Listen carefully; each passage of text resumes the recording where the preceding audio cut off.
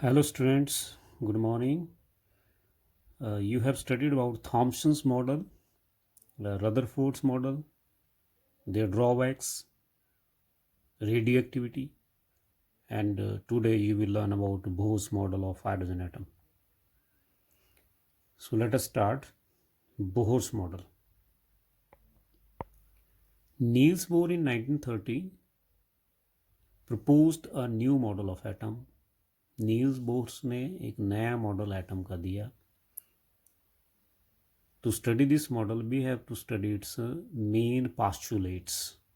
मतलब उसके main points क्या हैं, करेक्टरिस्टिक्स क्या हैं, वो हम स्टडी करेंगे. Postulate means main points, salient features, characteristics one and same thing. उसका मेन पॉइंट्स क्या है. There are 6 main points. First is Bohr's क्या कहता है, नील बोहर्स क्या कहता है. वो कहता है number 1, in hydrogen atom the electrons revolve around the nucleus in circular paths of fixed radius and energy. These paths are called orbits and energy is called stationary state.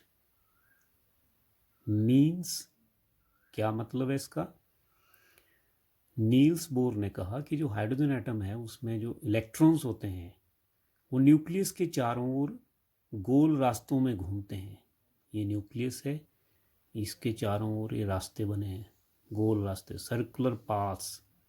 और इन सर्कुलर पाथ का क्या होता है, fixed radius होता है और fixed energy होती है. जैसे न्यूक्लियस है, न्यूक्लियस से जो पहला रास्ता है उसका जो रेडियस होगा, न्यूक्लियस से उसकी जो दूरी होगी वो फिक्स होगी. दूसरे की जो दूरी होगी न्यूक्लियस से वो फिक्स होगी. तीसरे की इसी तरह से फिक्स होगी. और एनर्जी भी इनकी फिक्स होगी. मतलब इनकी एक अपनी डेफिनेट एनर्जी होगी और न्यूक्लियस इनका रेडियस भी क्या होगा, फिक्स होगा. ठीक है. और जो एनर्जी है वो स्टेशनरी है. स्टेशनरी का वो फिक्स है. ऐसा नहीं वो एनर्जी चेंज हो जाएगा या उसमें कोई राइज या डिक्रीज या इंक्रीज हो जाएगा. नो, उसका एनर्जी स्टेशनरी रहेगा, फिक्स रहेगा. Second postulate, the energy of the electron do not change of its own with time in the orbit. जो इलेक्ट्रॉन का एनर्जी है इन सर्कुलर पाथ में, इन सर्कुलर पाथ को हम क्या कहते हैं, ऑर्बिट्स कहते हैं. सर्कुलर पाथ में जो गोल गोल रास्ते इनको ऑर्बिट कहते हैं. और इन ऑर्बिट के अंदर जो एनर्जी है इलेक्ट्रॉन की वो अपने आप चेंज नहीं होगी. ठीक है, समय के साथ ऐसा नहीं अब थोड़ी देर ही इलेक्ट्रॉन की एनर्जी कम होगी फिर ज़्यादा होगी. नो, ये क्या रहेगी, फिक्स रहेगी. Do not change. First postulate में भी ये बात आ गई है. थर्ड पॉस्टुलेट क्या कहता है, when energy is given to the electron it absorbs this energy in the fixed amount called quanta and jumps to higher energy state called excited state. Means जब हम एनर्जी देते हैं इलेक्ट्रॉन को तो ये उस एनर्जी को एब्जॉर्ब कर लेता है, उस एनर्जी को चूस लेता है, ले लेता है. कैसे लेता है, फिक्स्ड अमाउंट में लेता है. और उस फिक्स्ड अमाउंट ऑफ एनर्जी को हम टेक्निकल भाषा में बोलेंगे क्वांटा. क्वांटा कहेंगे. Quanta means it is a definite amount of energy, it is a fixed amount of energy. और उस फिक्स्ड अमाउंट ऑफ एनर्जी को ले लेगा वो.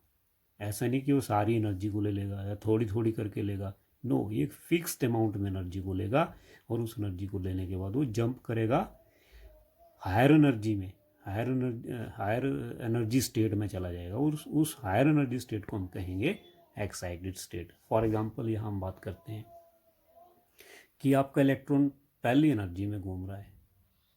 अगर उसको एनर्जी दिया हमने कोई एक फिक्स्ड अमाउंट एनर्जी और उसका एनर्जी उतना हो गया कि वो दूसरी में पहुंच सकता है तो उस एनर्जी को लेके दूसरी में पहुंच जाएगा.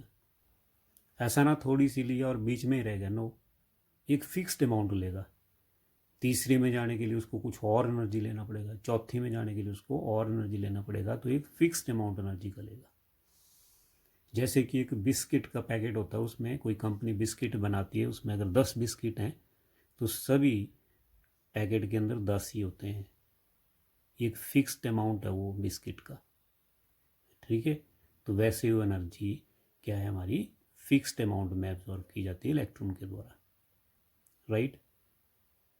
जैसे हमारा नल में पानी आता है, वो एक फिक्स्ड अमाउंट में नहीं आता, वो कंटिन्यूटी में आता है, ठीक है। ऐसा नहीं कि एक गिलास पानी का इकट्ठा ही आ गया, फिर गैप आ गया, फिर एक गिलास इकट्ठा आ गया, फिर गैप आ गया, फिर दूसरा, no.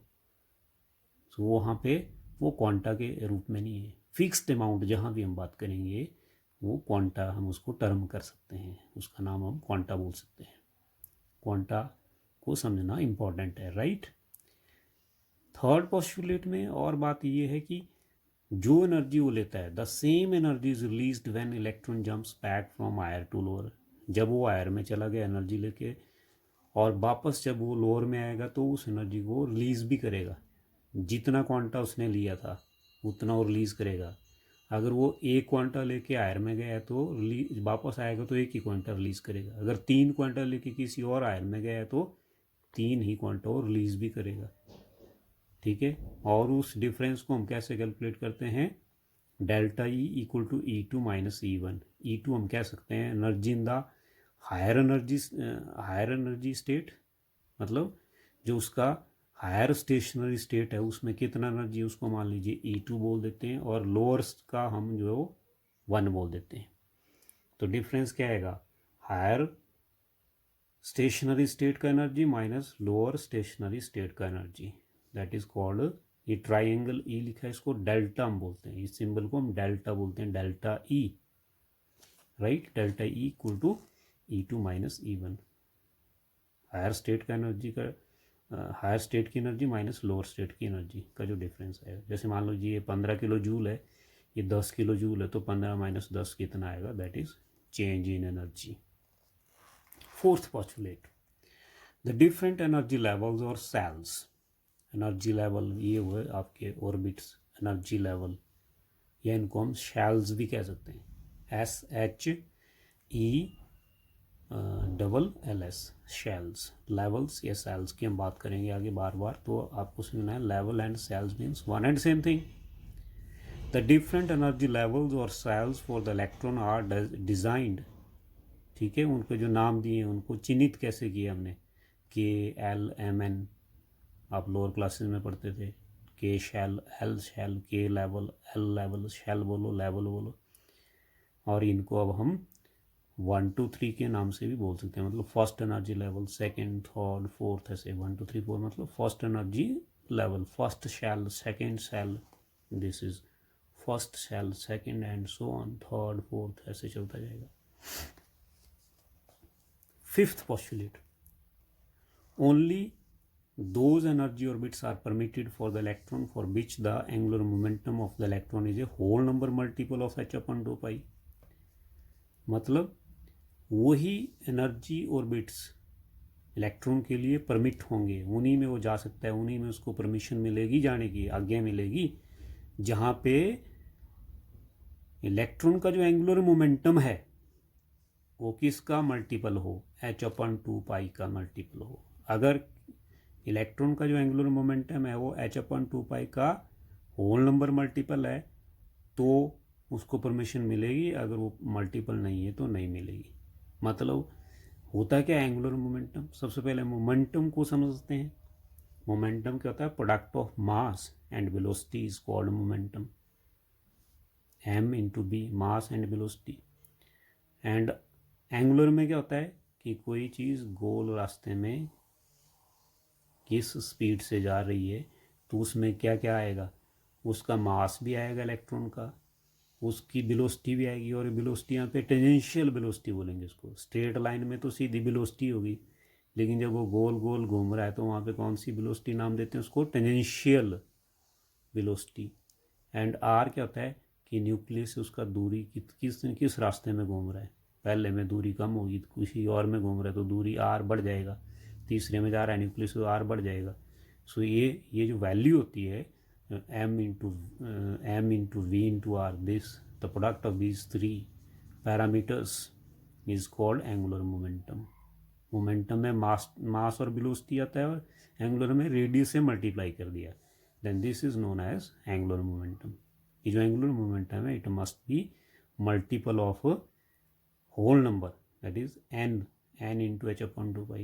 And you have studied what are whole numbers, 0 1 2 3 4, math में पढ़ा आपने whole numbers होते हैं. फिर यहाँ पे हम n का वैल्यू कितना ले रहे हैं, 1 2 3 4. We are not taking 0 because जो आपका ऑर्बिट है वो जीरो नहीं होता है, वो फर्स्ट से स्टार्ट होता है, second third and so on. Zero का मतलब न्यूक्लियस में फॉल हो गया इलेक्ट्रॉन, तब तो फिर वो एटम ही कोलैप्स हो जाएगा, ख़त्म हो जाएगा, फिर तो दुनिया ही ख़त्म हो जाएगी ना, राइट. सो एन इज़ क्या, n is, here is n, you can see n can be 1 2 3 4 etcetera. So n का वैल्यू अगर आप 1 पुट करेंगे तो ये बन गया 1h अपन 2 पाई, 2 करेंगे 2h अपन 2 पाई, 3 करेंगे 3h अपन 2 पाई. सो जो एनर्जी लेवल पर उसके लिए परमिशन मिलेगी वो उसका वैल्यू कितना कितना होना चाहिए. अगर h अपन 2 पाई आता है तो पहली में जा रहा है, 2h अपन 2 पाई तो दूसरी में, थर्ड में 3h अपन 2 पाई. इनके अलावा कोई और वैल्यू तो उसमें नहीं हो जा सकता है, सिर्फ यही एंगुलर मोमेंटम का वैल्यूज रहेगा, इसी ट्रेंड में रहेगा. तो हम कहते हैं कि एंगुलर मोमेंटम भी क्या हो गई, क्वांटाइज्ड हो गई. एक डेफिनेट पैकेट है वो, 1h अपन 2 पाई है, 2h अपन 2 पाई है, 1h के बाद 1.5h अपन 2 पाई नहीं है, या 3.7h अपन 2 पाई नहीं है. So it is a fixed amount. Therefore we can say that angular momentum is also quantised. उसकी एक डेफिनेट वैल्यू है, पैकेट्स में उसकी वैल्यू है. Last postulate is the energy of stationery state for electron is given by the formula En equal to minus RH within bracket है 1 upon n square, where what is RH? RH is a scientist हमारे पास एक Rydberg, उसने constant दिया था, Rydberg constant, और वो hydrogen atom के लिए उसका वैल्यू था 2.18 इंटू 10⁻⁻18 जूल. ये ज़्यादा डिटेल में हम आगे करेंगे फिर से, और ये नेगेटिव साइन क्यों है इसका भी हम आगे नेक्स्ट टॉपिक में इसको डील करेंगे. That's all for today. Thanks.